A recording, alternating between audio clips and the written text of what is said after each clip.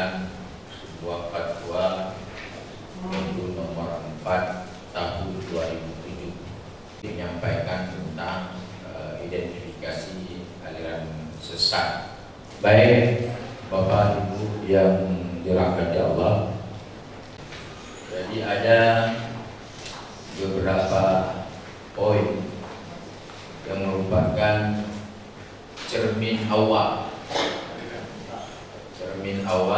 bagi masyarakat awam untuk melihat apakah pemahaman ataupun amalia ataupun akidah akhlak yang berkembang di tengah masyarakat kita ini masih dalam rel yang sebenarnya ataupun sudah keluar dari rel yang sebenarnya. KMPU telah memutuskan beberapa hal sebagai cermin awal bagi masyarakat untuk melihat apakah aliran itu menyimpang ataupun tidak. Yang pertama yaitu mengingkari salah satu dari rukun iman yang keenam, yaitu beriman kepada Allah, beriman kepada malaikat-malaikatnya, beriman kepada kitab-kitabnya, kepada rasul-rasulnya, kepada hari akhirat, dan kepada qada dan qadar dari Allah Subhanahu wa taala.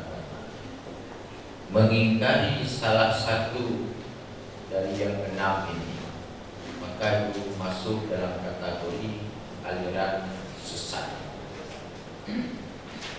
Tidak semuanya mengakui, misalnya termasuk dalam kategori mengingkari malaikat-malaikatnya, yaitu mendustakan para malaikat. Misalnya ada kelompok yang menyatakan bahwa malaikat Jibril itu salah menurunkan wahyu, yang semestinya menurunkan wahyu itu kepada Sayyidina Ali. Nah, tapi ini sudah diturunkan kepada Muhammad SAW. Tentu masuk dalam kategori yang pertama ini, mengingkari.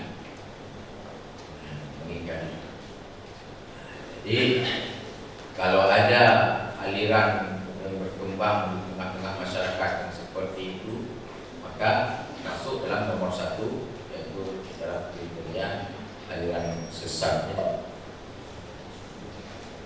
Juga ada yang mengingkari misalnya kepada rasul-rasulnya.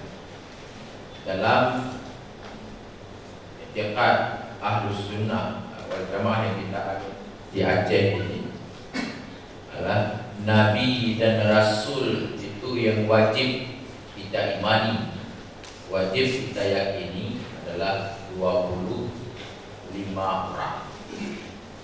25 orang sudah dari turun temurun, dari tidak tahu zaman apa lagi, sudah seperti itu yang kita imani. Maka kadang-kadang ada orang yang mengatakan bermacam-macam tentang Rasul ini, tapi bagi kita adalah 25 orang Nabi dan Rasul. Adapun Nabi banyak sekali, tapi yang wajib kita imani yang Nabi dan Rasul ini hanya 25 orang.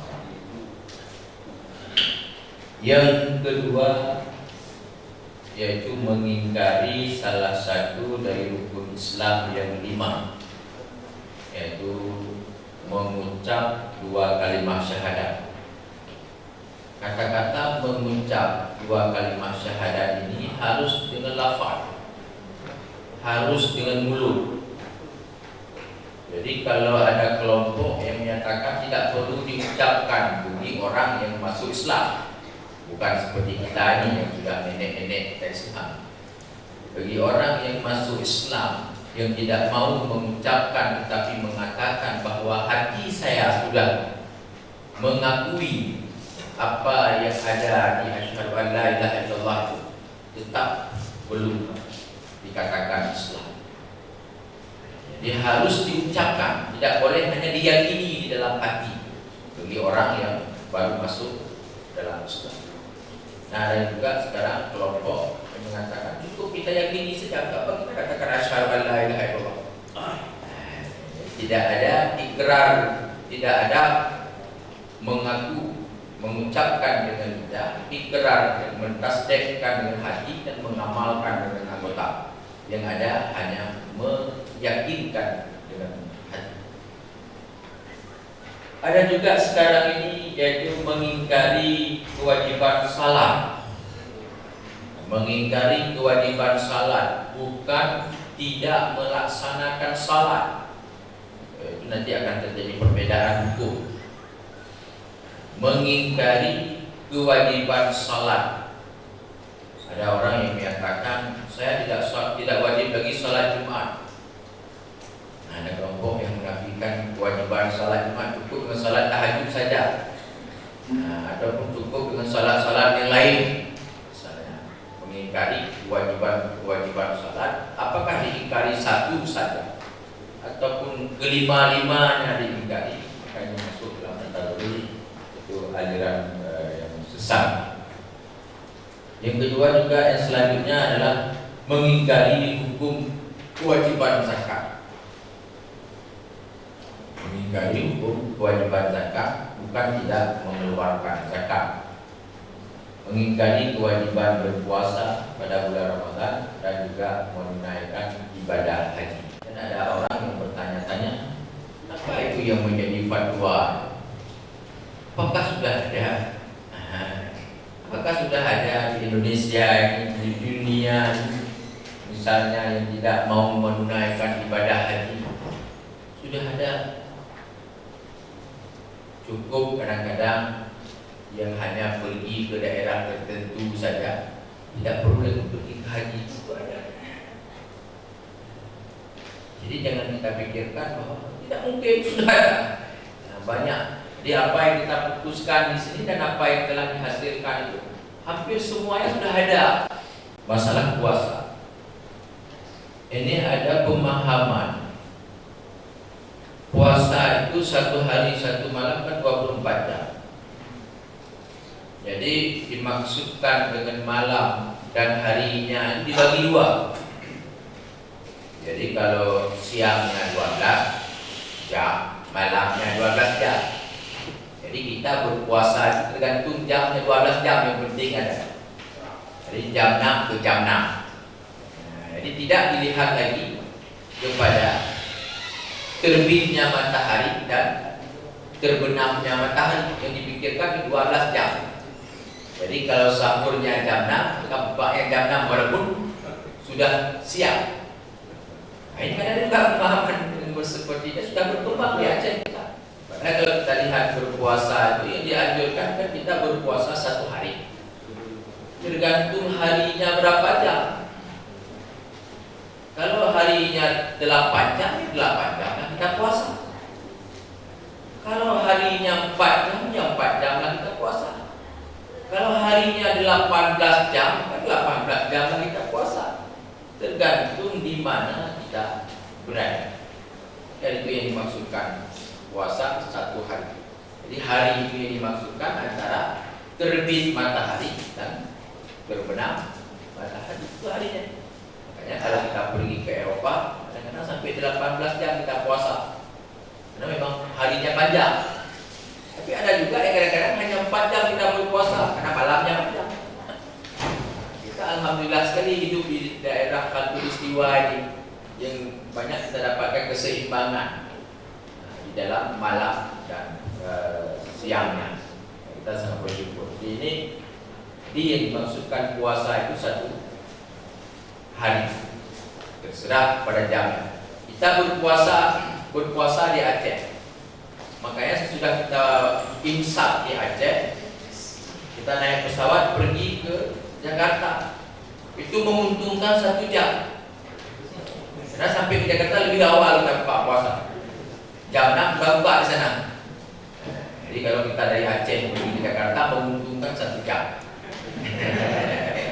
Tapi kalau kita insafnya di Jakarta, pulang ke Aceh, itu tambah 1 jam. Itulah resiko musafir seperti ini. Makanya di dalam fikih itu ditakdirkan ada orang yang tidak wajib puasa, ada orang yang harus berpuasa terus 24 jam. Yang mana orang yang tidak wajib puasa, dia setiap malam menjelang pagi dia terbang ke daerah yang baru malam lagi. Dia pindah-pindah terus malam terus dia pindah. Makanya tidak wajib puasa, karena puasa siang. Kebetulan dia kemana-mana malam. Enggak pernah wajib puasa gitu. Dan ini secara hukum fikih dibenarkan. Tetapi kalau konteks hubungan dengan Allah, ini belum tentu. Nanti Allah akan bakar belakang, ke belakang, bakar kuali di belakang. Kebetulan dia dimasukkan dalam kuali, jadi dia juga kena kepanasan. Kenapa saya panas? Saya tak bakar kalian. Yang saya bakar adalah kualinya. Jadi karena kita mengilah mencari jalan dengan Allah. Maka Allah kan tahu cara bagaimana kita. Dan juga bisa orang itu harus berpuasa 24 jam. Bagaimana caranya? Itulah setiap hari dia pasti ada di situ. Sudah hari ini lari dari daerah lain, hari masih yang hari juga. Maka harus terus berpuasa. Ini sebagai contoh. Kita berangkat di daerah di Asia menuju Eropa. Biasanya perjalanan itu ke Jepang. Dari Jepang menuju ke Eropa, ke Amerika di sana.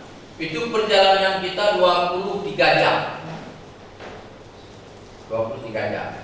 Dan perjalanan pesawat dari Jepang untuk menuju Eropa di Laut Atlantik, yang melewati Laut Atlantik, itu perjalanannya seperti perjalanan matahari. Jadi kalau jam 4 kita berangkat di Jepang, itu akan sampai ke Amerika jam 4 juga. Di sini kita belum salat asar, di sana juga nanti masih bisa salat asar. Tetapi itu terus kayak itu suasana sore terus, nggak pernah malam-malam. Suasana sore itu jam 4 terus perjalanan pesawat. Jam 4. Jadi ini kalau kita puasa tidak kita mengambil rusak boleh buka. Kan 24 jam dalam pesawat kita puasa, nggak ada malam-malam, nggak ada sahur kan. Jadi ini makanya hukum itu sudah ada. Bagaimana kita memposisikan diri kita dalam merespon terhadap hukum yang berkembang itu. Nah ini ya kelompok yang berpuasa jam 6 mulai dan buka jam 6 itu adalah bahagian daripada kelompok yang sesat, yang tidak tepat. Yang ketiga yaitu meyakini atau mengikuti akidah yang tidak sesuai dengan i'tiqad Ahlus Sunnah wal Jamaah. Termasuk tadi adalah mengatakan malaikat salah menurunkan wahyunya yang sebenarnya kepada Ali bin Abi Thalib, sudah diturunkan kepada Muhammad. Ini tidak sesuai dengan akidah Ahlus Sunnah wal Jamaah. Dan sahabat yang 4 itu semuanya benar, tidak boleh disalahkan. Tidak ada yang salah di antara sahabat yang 4, karena ada 10 orang sahabat yang turun Jibril mengkabarkan kepada Rasulullah bahwa beliau itu ahli surga, isi surga, maksud isi surga beliau ini dijamin, sudah diberikan surat oleh Allah melalui Jibril kepada Muhammad SAW. Jadi kalau orang salah masa diberikan surga? Ini tidak ada yang salah. Dalam akidah Ahlus Sunnah wal Jamaah, keempat sahabat itu semuanya benar, tidak ada yang salah. Dan keutamaan di dalam kekhalifahan itu berurutan menurut khalifah. Jadi yang pertama Abu Bakar, Umar, Utsman, Ali. Tapi kalau kelompok Syiah ini mengatakan tidak. Yang 3 di atas ini perampok, perampok khilafah. Yang 3 di atas. Nah, dianggap yang darah biru kan Sayyidina Ali, keturunan daripada Rasulullah. Sedangkan yang lain kan orang di luar itu. Ini bahagian daripada kelompok yang sesat menyesat ini. Makanya dari apa yang kita sampaikan tadi itu bisa berkembang banyak sekali. Kadang-kadang ada yang mengakui, misalnya antara Abu Bakar dan Ali saja, tapi dua lain tidak mengakui, itu saja dari satu kelompok. Ada satu kelompok yang mengakui hanya Ali saja, dan yang lain tidak mengakui, itu satu kelompok. Ada kelompok yang mengakui Umar saja, yang lain tidak. Banyak sekali yang membuat kesesatan-kesesatan itu bisa muncul di tengah-tengah masyarakat kita. 4. Meyakini turunnya wahyu setelah Al-Quran. Setelah Al-Quran adanya lagi turun wahyu. Jadi tidak terbatas kepada Nabi Muhammad SAW. Dan inilah cikal bakal lahirnya kelompok yang sekarang ini nama yang ketiga, yaitu Ghafatar, Gerakan Fajar Nusantara, yang pada awalnya sebelum Ghafatar itu nama mereka Millata Abraham. Sebelum Millata Abraham itu nama mereka yaitu Al-Qiyadah Islamiyah. Jadi pada waktu Ahmad Mossadegh ini pensiunan dari Departemen Penerangan dulu. Pensiunan dari Departemen Penerangan, sudah pensiun, dia buka usaha pangkas rambut di Bogor, di Bandung, usaha pangkas rambut. Pada waktu pangkas rambutnya ketemulah dengan seseorang yang mengajak dia untuk berkhalut ke gunung. Jadi karena dia sudah pensiun, sudah tanggung jawabnya sudah selesai, maka dia mau berkhalutlah dia, meninggalkan profesinya sebagai tukang pangkas, bukan di salon. Kalau di salon lebih di sini tukang pangkas biasa.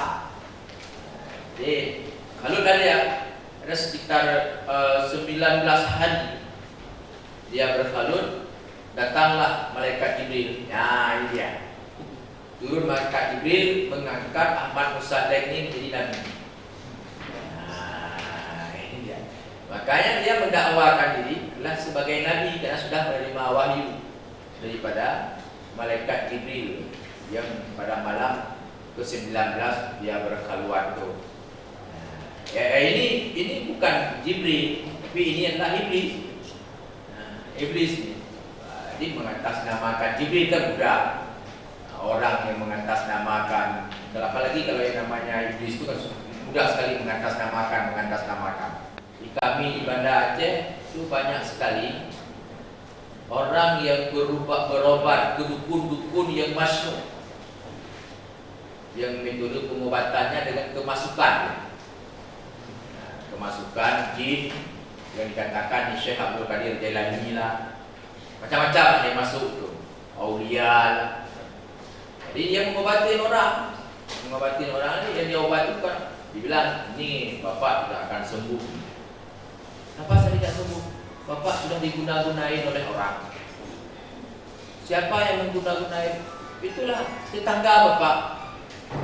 Coba bapak lihat setiap pagi, dia itu jendela yang sebelah rumah bapak, setiap pagi dia buka, itu dia tiupkan ke rumah bapak. Kalau jendela yang berbarengan dengan rumah kita nggak dibuka, dipercayalah oleh segini, maka terjadilah pertengkaran. Kenapa ini bisa dibuka? Karena setan memang seperti itu tujuannya, memperkelahikan orang, mengadu-ngadu domba orang. Itu yang terjadi. Makanya tidak ada dalam kajian keislaman kita seseorang yang sudah meninggal itu akan masuk ke tempat yang lain, tidak. Seseorang yang sudah meninggal itu rohnya ditempatkan oleh Allah pada tempat yang tertentu, tidak ada masuk tempat yang lain. Walaupun di atas namakan Syekh Abdul Qadir Jailani dan sebagainya, tidak ada. Itu adalah iblis, syaitan yang mentalbiskan dengan nama-nama para aulia. Kadang-kadang dia bilang kalau mau berobat sama dia ambil wudhu dulu. Itu memang metode iblis, mentalbiskan dengan hal-hal yang baik, tapi pada ujungnya pasti diputar balikkan. Nah, ini maka tidak boleh. Makanya juga seperti tadi Ahmad Mossadegh ini membawa risalah yang didakwa oleh adik-adik Ghafatar itu. Dia menerima wahyu daripada Jibril. Sekarang ada yang lebih gila lagi.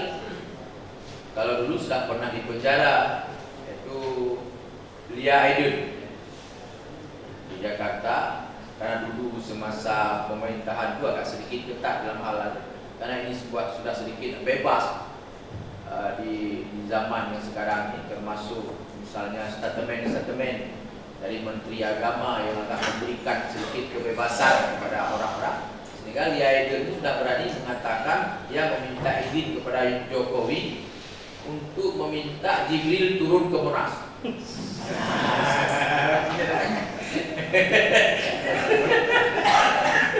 Tetapi kita tidak perlu heran, banyak juga pengikut Lia Aidil ini. Banyak pengikut dia ini. Kita pikir bagaimana bisa? Tapi itulah kenyataan.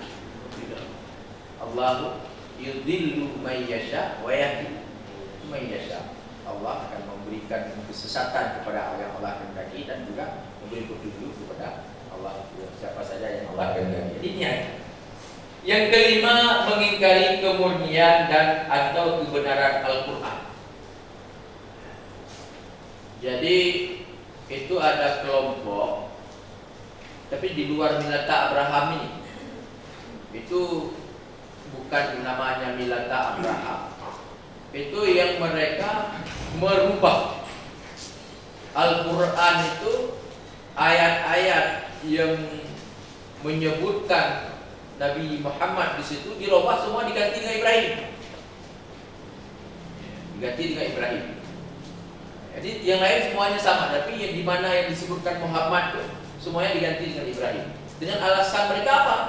Mudah sekali alasan. Alasannya Nabi Muhammad sedang pada waktu hidup beliau adalah sebelum diangkat menjadi rasul, beramal juga dengan agama yang dibawa oleh Nabi Ibrahim. Juga beliau sebahagian daripada syariat kita ini juga ada ikutannya dengan syariat yang ada pada masa Nabi Ibrahim ini. Kenapa tidak ikut terus seperti agama Nabi Ibrahim? Nah, seperti itu alasan mereka. Maka kalau kita tanya kenapa enggak langsung kepada Nabi Adam? Karena kita kan semuanya menenek Nabi Adam, senang Nabi Ibrahim. Itulah ada. Dan itu sudah pernah disidangkan oleh MPU Kabupaten Aceh Besar terhadap 16 orang di Kecamatan Rum, Aceh Besar, yang mereka tidak mengamalkan Al-Quran kita lagi ini, tapi mengamalkan Al-Quran yang semua nama Muhammad itu diganti dengan nama Ibrahim. Itu adalah termasuk daripada sesat menyesatkan. Dan juga sekarang ini Bapak Ibu, kita tidak dilarang untuk melihat terjemahan Al-Quran di dalam internet, tidak dilarang. Tetapi sesudah dilihat harus dipadukan dengan terjemahan yang manual, dan terjemahan yang ada di Kementerian Agama. Itu harus. Karena di internet semuanya bisa dirubah.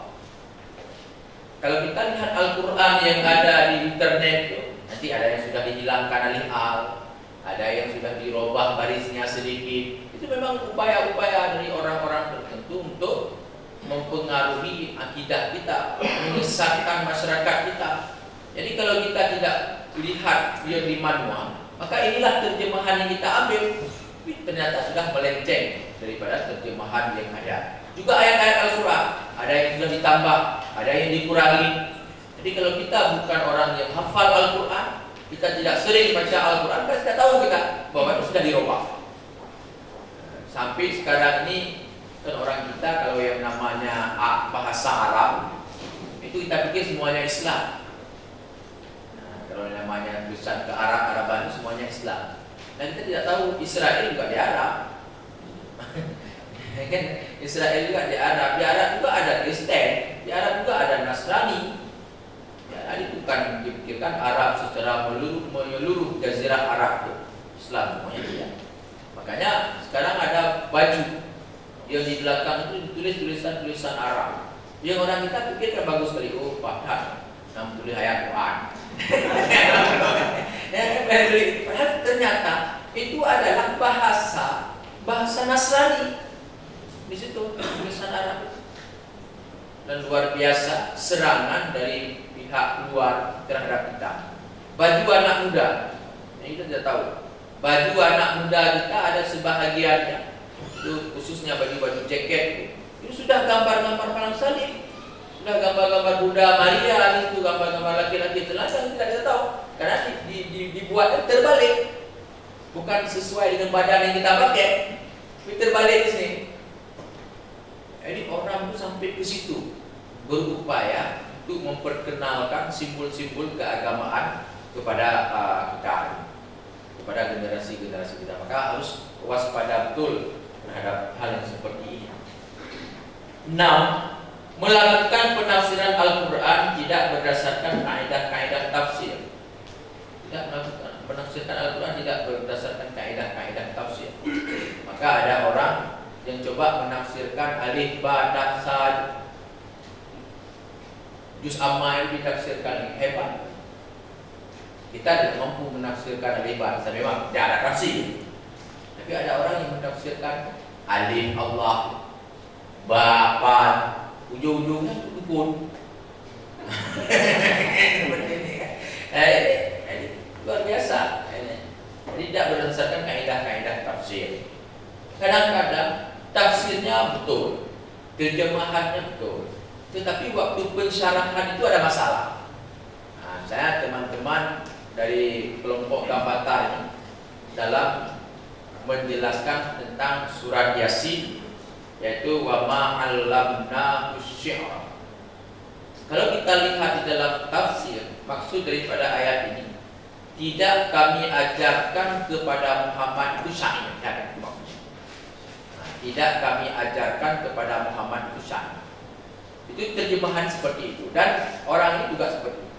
Tetapi bagi kelompok Millata Abraham ini, karena diambil di internet dan dia tidak punya basic untuk menilai penjelasan itu benar ataupun tidak, maka bagi kelompok Ahmad Musaddiq ini dibuat penjelasan di situ bahwa tidak, yang maksudnya tidak kami ajarkan syair kepada Muhammad, ditambah sikit, yaitu Al-Quran itu bukan syair. Ini kan lain. Tidak kami ajarkan kepada Muhammad syair dengan Al-Quran itu bukan syair. Itu kan jauh sekali. Padahal ayat Allah tidak menceritakan, tidak menyatakan bahwa Al-Quran itu bukan syair. Ini dikatakan bahwa tidak diajarkan kepada Muhammad syair. Tapi mereka memaksudkan tidak mengajarkan kepada Muhammad syair bahwa Al-Quran itu bukan syair, ujungnya. Jadi sesudah itu dia masukkan lagi bahwa syair itu membaca Al-Quran dengan sedikit memasukkan irama-irama. Maka musabakah itu adalah bahagian daripada syair. Nah, ini ujungnya. Musabakah itu bahagian daripada syair. Berarti pemerintah yang melaksanakan, membuat musabakah 2 tahun sekali, itu bahagian daripada adalah mengingkari daripada ayat Allah yang menyatakan Al-Quran itu bukan syair. Maka siapa yang melaksanakan musabakah, maka dia itu adalah orang yang tidak sejalan Al-Quran. Orang yang tidak sejalan dengan Al-Quran, maka sahlah mereka itu dibunuh. Maka panitia-panitia musabakah itu kelompok Millata Abraham itu halal darah dibunuh. Nah, dianggap sudah tidak mengamalkan Al-Quran. Ini jauh sekali kan penjelasan yang dibuat. Jadi musabakah ini dianggap syair, lagu-lagu. Dan ini yang disampaikan oleh teman-teman daripada kawan-kawan daripada Millata Abraham ini. Tapi akibat basic daripada anak-anak muda kita ini lemah, maka itu yang termakan. Oh ya, seperti itu. Yang ketujuh itu mengingkari kedudukan hadis Nabi sebagai sumber ajaran Islam. Ini kelompok ingkar sunnah. Di mereka tidak ada hadis Bukhari, Muslim, semuanya tidak ada. Yang hadis itulah Al-Quran. In huwa illa wahyu yuha, itulah Al-Quran, itulah yang hadis. Yang lain tidak ada. Di hadis Bukhari, Muslim tidak ada. Kelompok ingkar sunnah itu juga kategori aliran sesat. Melakukan pembicaraan terhadap hadis tidak berdasarkan kaidah-kaidah ilmu mustalah hadis. Nah, dia tidak sembarangan untuk menafsirkan hadis itu. Banyak sekali penafsiran-penafsiran yang kita lihat berdasarkan apa yang telah diwariskan oleh Rasulullah Shallallahu Alaihi Wasallam. Yang kesembilan, menghina atau melecehkan para nabi dan rasulnya. Menghina nabi banyak sekali, termasuk ini adalah nanti menghina keluarga nabi. Ini ada orang yang berceramah yang menyatakan bahwa ayah nabi itu kafir. Auzubillah. Tidak boleh. Karena ada hadis yang menyatakan bahwa sulbi nabi mulai daripada Nabi Adam tidak boleh terhinggapi kepada orang-orang yang mensyirikkan Allah. Itu akidah Ahlussunnah wal Jamaah. Jadi setiap nabi itu tidak pernah terhinggapi kepada tubuh orang-orang yang syirik kepada Allah. Jadi Nabi Muhammad, orang tuanya Abdullah, adalah orang yang hidup di zaman fatara, orang yang hidup di zaman yang terbebas daripada hukum agama. Tidak ada kitab kepada beliau. Jangan mengatakan bahwa ini ayah Nabi itu kafir. Karena ada hadis. Nah, ini ingat hadis. Karena dibaca secara terjemahan. Salah seorang datang kepada Rasulullah menanyakan tentang orang tuanya bagaimana dengan Rasulullah. Maka Rasulullah menjawab, inna abi wa abaka finna.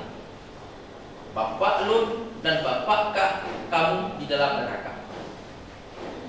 Ini berdasarkan hadis-hadis yang lain bahwa maksud abi ini, bapakku ini adalah bukan Nabi Muhammad, bukan Abdullah, pamannya. Bukan Abdullah, pamannya. Kenapa? Karena Rasulullah mulai daripada beliau belum lahir, orang tuanya sudah meninggal. Jadi yang maksud beliau kepada orang tuanya adalah kepada pamannya yang mendidik beliau. Ini bukan ayah kandung daripada Nabi Muhammad SAW. Tidak boleh menentang dengan kaidah dan hadis yang lain yang menyatakan sulbi Nabi itu tidak pernah terhinggapi di pinggang-pinggang orang yang tidak beriman kepada Allah Subhanahu wa taala. Ini akidah Ahlussunnah wal Jamaah. Menghina dan atau melecehkan para sahabat Nabi Muhammad sallallahu alaihi wasallam tidak boleh. Ashabi kan nujum bi'an ihtadaitu. Sahabatku bagaikan bintang. Siapa saja yang engkau ikut telah terpetunjuk. Tidak ada antara sahabat-sahabat itu yang disalahkan. Lebih-lebih sahabat yang 10 daripada sahabat Nabi yang sudah dijamin masuk surga. Tidak boleh.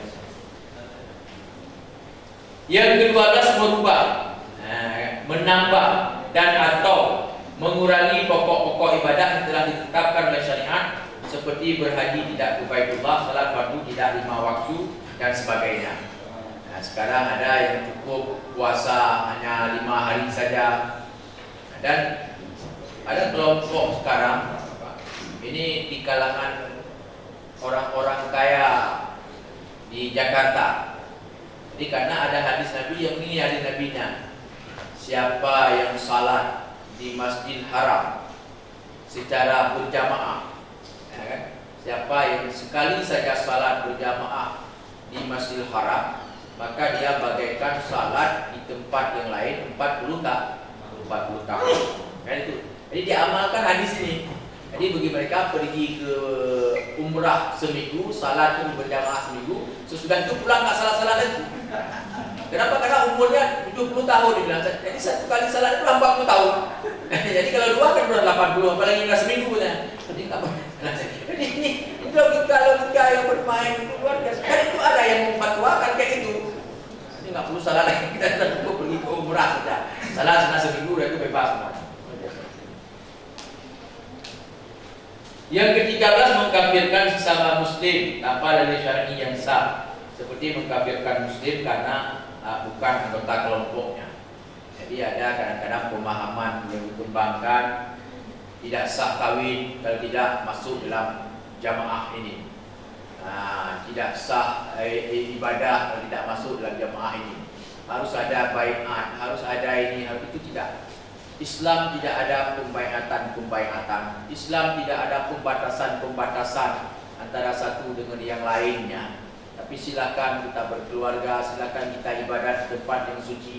Tidak ada, yang penting syarat ibadat adalah tempat yang kita salat itu adalah suci. Jadi tidak ada harus mesti di masjid ini, harus mesti di tempat ini. Kalau tidak salat di sini tidak boleh, tidak sah. Kalau kawin harus dengan sesama orang yang sudah dibai'an, tidak ada. Dalam Islam tidak ada yang seperti itu.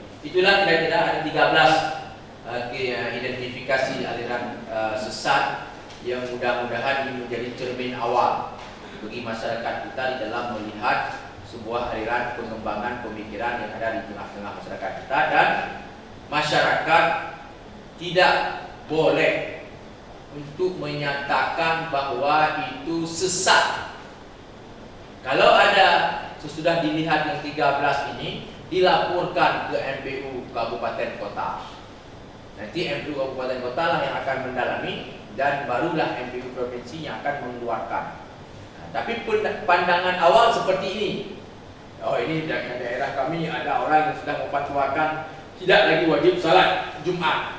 Disampaikan kepada MPU Kabupaten, dipanggil yang menyebat, yang membawa apakah benar dan sebagainya. Nanti MPU lah, yang provinsi lah yang akan mengeluarkan fatwa sesat ataupun tidak. Itu kalau yang mestinya masih nyaman-nyaman. Tapi kalau yang sudah kontan mengatakan salat tidak wajib, Nabi bohong, malaikat dusta, ini tidak perlu dibawa ke MPU provinsi, cukup diselesaikan di sini saja. Tapi kalau yang masih nyaman-nyaman, itulah yang perlu dibawa, karena perlu butuh penelitian tentang. Insyaallah lebih kurang saya mohon maaf. Assalamualaikum warahmatullahi wabarakatuh.